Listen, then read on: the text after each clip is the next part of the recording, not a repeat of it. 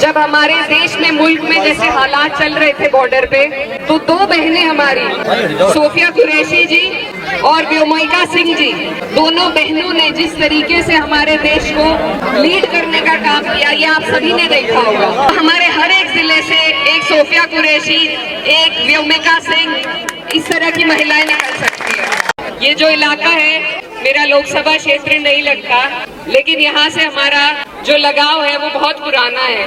कभी ये क्षेत्र मेरे वालिद साहब की लोकसभा में लगता था।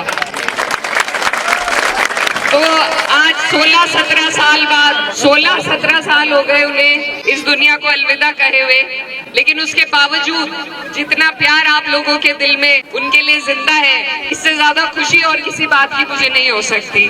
तो मैं दिल की गहराई से आपका शुक्रिया अदा करती हूँ।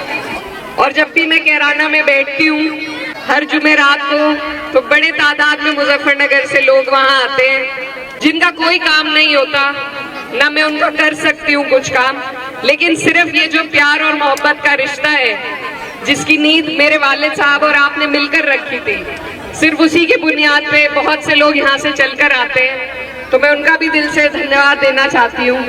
ये जो लगाव है इसका कोई मोल नहीं है। और आज जिस कार्यक्रम में आपने मुझे यहाँ पर बुलाया है, जहाँ पर हम छात्राओं का सम्मान करने के लिए आए हैं, ऐसे कार्यक्रमों में आकर एक जनप्रतिनिधि होने के नाते मन को बहुत खुशी मिलती है। क्योंकि जो भी विकास है सिर्फ सड़कों से विकास नहीं होगा। जब तक हमारे बच्चे और उनका मुस्तकबिल हम नहीं संवारेंगे, तब तक हमारा विकास पूरा नहीं हो पाएगा।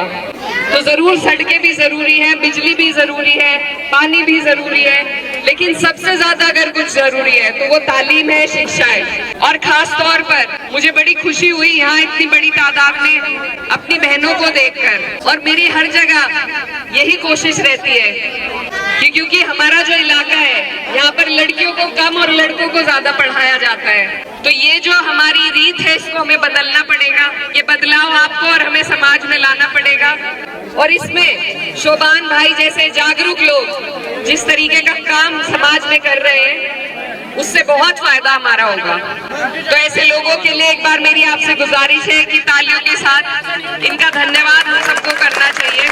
और अगर तालीम पे ध्यान नहीं देंगे तो चाहे कितनी भी सड़कें और हाईवे निकल जाए, हम पिछड़े के पिछड़े रह जाएंगे। मेरे घर वालों पे जब इतनी मुसीबत आई तो मैं एक जीता जागता सबूत हूँ आपके सामने कि सिर्फ मेरी तालीम की ताकत थी मेरे पास, कि उस ताकत के बलबूते में किसी चीज से नहीं घबराई। पुलिस प्रशासन, हर तरह की जांच, मेरे भाई पर, मेरी माँ पर मुकदमे, लेकिन सिर्फ मेरी तालीम थी जिसने मुझे ताकत दी, हिम्मत दी आगे बढ़ने की। और इसी बदौलत आज मैं देश की सबसे बड़ी पंचायत में आप लोगों ने पहुंचाने का काम किया।